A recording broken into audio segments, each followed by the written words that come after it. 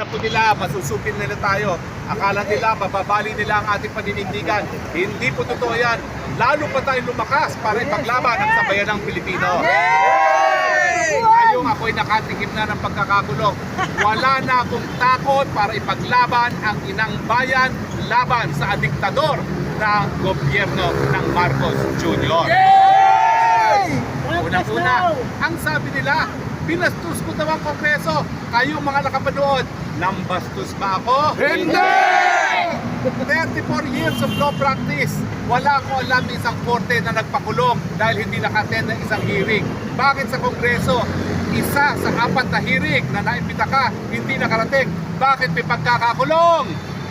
Ang sagot, dahil talagang sinusupil nila ang mga kritiko ng administrasyon nito. Sinusupil nila ang kakampi ng sambayanang Pilipino at hindi lamang ang kakampi ng mga Duterte. Ngayon, hindi na po ito laban ng Duterte at Marcos. Ang laban po ngayon ay puwersa ng kadiliman laban sa puwersa ng kabutihan. This is a fight between good or evil. Mga dilawan, mga piklawan, kalimutan nyo na po ang kulay ninyo.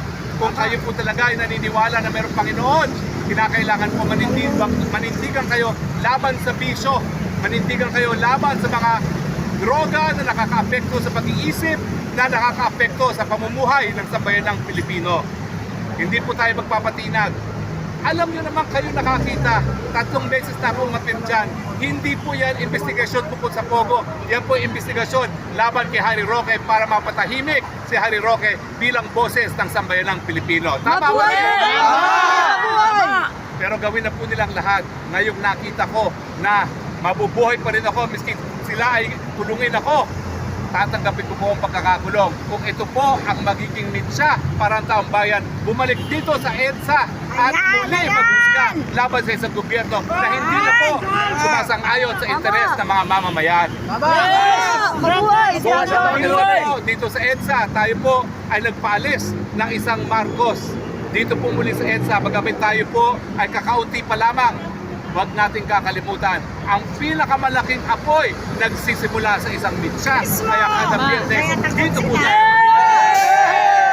Ang maliit nag-uumpisa. Ang malaki nag-uumpisa sa maliit. Naniniwala po ako na kahit tayo po ay hindi ganun karami ngayong araw na ito, naniniwala po ako, ramdam ng buong sambayan ng Pilipinong paghihirap dahil sa walang tigil na pagtaas sa presyo ng bilihin, dahil sa kakulangan ng trabaho, dahil po sa kababaan ng sweldo. At naniniwala po ako na sa kabila ng lahat ng kahirapan na ito, alam ng taong bayan na walang solusyong maibibigay ang Marcos Jr. dahil wala sa tamang pag-iisip na magbigay ng good governance sa ngayon. Resign na kasi, resign!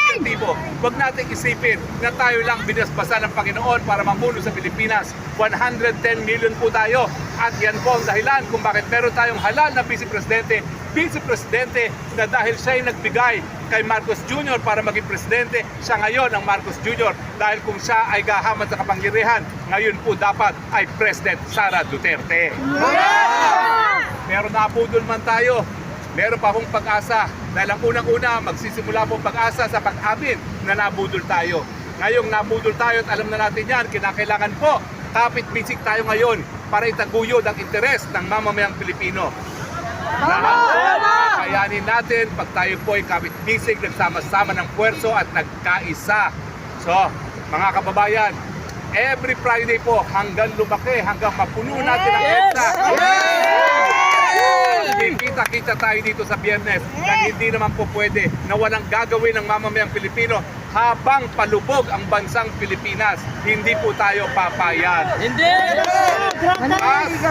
lang po symbolic ang EDSA. Ito po ay kabahagi na ng kasaysayan. Nung minsan na pinaalis natin ang isang Marcos at tayo nagdiwang, yan po ay mensahe na anytime now, maghuhusga na naman ang mga Pilipino para mapaalis muli ang Marcos Jr. kung hindi siya magbabago. Sige na! Huwag po kayong matakot.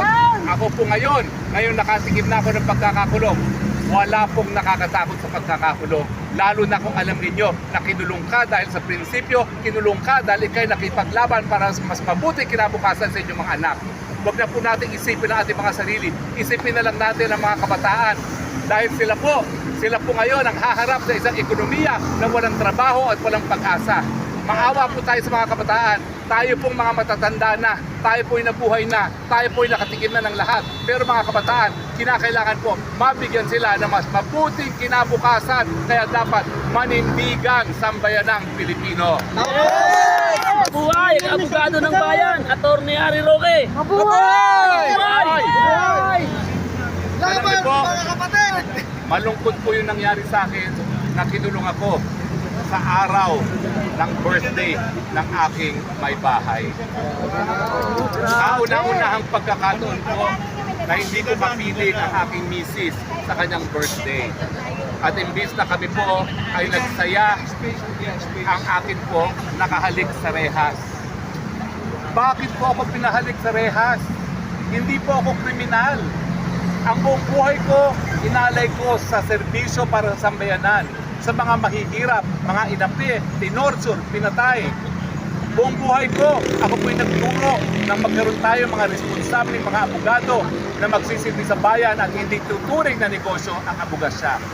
Ang buong buhay ko po, inalay ko para sa malayang pananalita dahil naniniwala po ako na sa isang demokrasya, importante ang malayang pananalita dahil pag pinagsama-sama ang panindigan, yan po ang talagang magsisilbing fiscalizer laban sa mapang-api at mapang-abusong gobyerno gaya ng gobyerno ni Marcos Jr. Correct!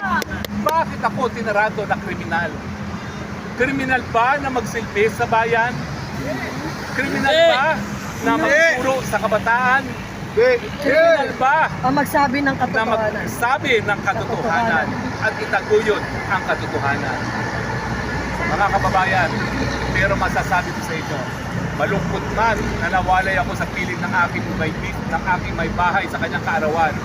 Malungkot man na ako po'y nawalan ng kalayaan ng 24 oras. Lalo pong nagliyab ang apoy sa aking dibdiban na kinakailangan ipaglaban ang Pilipino. Yes! Yes! Kasama mo kami, Atty. At kahit anong kulay natin, pula, dilaw, pink, wag nating kalimutan na ang dami ng nag-alay ng buhay para sa sambayanang Pilipino. Ano ba naman yon na magkaroon pa ng isang buhay ialay para sa kinabukasan ng ating mga kabataan? Correct!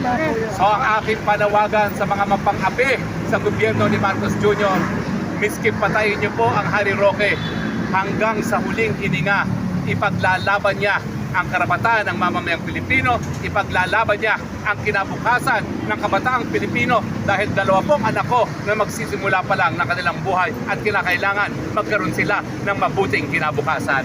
Kasama niyo kami, attorney. Kasama niyo kami. Mga Pilipino, nandito po mga vloggers.